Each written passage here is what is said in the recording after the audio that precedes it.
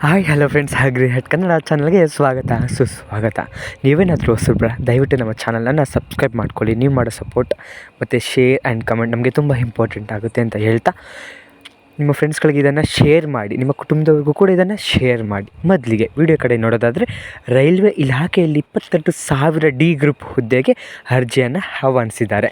22,000 ಹುದ್ದೆಗಳಿಗೆ ಭರ್ತಿ ಮಾಡ್ಕೊಳ್ಳೋಕ್ಕೆ ವಿದ್ಯಾರ್ಹತೆ ಏನಿರಬೇಕಂತ ನೋಡೋದಾದರೆ, 10ನೇ ತರಗತಿಯಲ್ಲಿ ನೀವು ಉತ್ತೀರ್ಣರಾಗಿರಬೇಕು ಮತ್ತು ITI ಹುದ್ದೆ ಅಂದರೆ ತರಗತಿಯಲ್ಲೂ ಕೂಡ ನೀವು ಓದಿರ್ಬೋದು. ಅಂತಹ ಅಭ್ಯರ್ಥಿಗಳು ಕೂಡ ಈ ಒಂದು ರೈಲ್ವೆ ಹುದ್ದೆಗಳಿಗೆ ನೀವು ಅರ್ಜಿಯನ್ನು ಹಾಕ್ಬೋದು.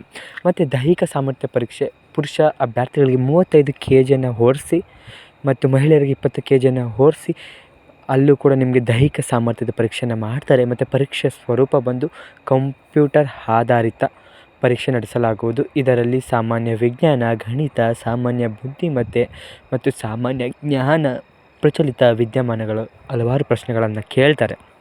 ಮತ್ತು ನೈಋತ್ಯ ರೈಲ್ವೆಯಲ್ಲಿ ಕೇವಲ 90 ಹುದ್ದೆಗಳು ಮಾತ್ರ ಇದೆ. ಉದಾಹರಣೆಗೆ, ರೈಲ್ವೆಯಲ್ಲಿ ಲಭ್ಯವಿರುವಂತಹ ಹುಬ್ಬಳ್ಳಿ ಮಾರ್ಗದಲ್ಲಿ 90 ಹುದ್ದೆಗಳು ಕೂಡ ಇದೆ.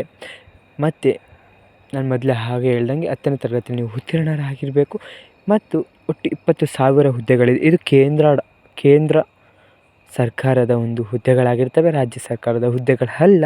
ನನ್ನ ಆಶಯ ಇಷ್ಟೇ, ನಾವು ಕನ್ನಡಿಗರಾಗಿ ಕೇಂದ್ರ ಹುದ್ದೆಗಳನ್ನು ಭರ್ತಿ ಮಾಡ್ಕೋಬೇಕಂತ ಈ ವಿಡಿಯೋನ ಆದಷ್ಟು ನಿಮ್ಮ ಫ್ರೆಂಡ್ಸ್ಗಳಿಗೆ ಶೇರ್ ಮಾಡಿ. ಮತ್ತು ನೀವು ಮಾಡುವಂತಹ ಸಬ್ಸ್ಕ್ರೈಬ್ ನನಗೆ ತುಂಬ ಸಪೋರ್ಟಿವ್ ಆಗಿರುತ್ತೆ ಅಂತ ಹೇಳ್ತಾ, ದಯವಿಟ್ಟು ಮರಿಬೇಡಿ. Thank you friends. ನಿಮ್ಮ ಫ್ರೆಂಡ್ಗಳಿಗೆ ಶೇರ್ ಮಾಡಿ ಆದಷ್ಟು ಬೇಗ.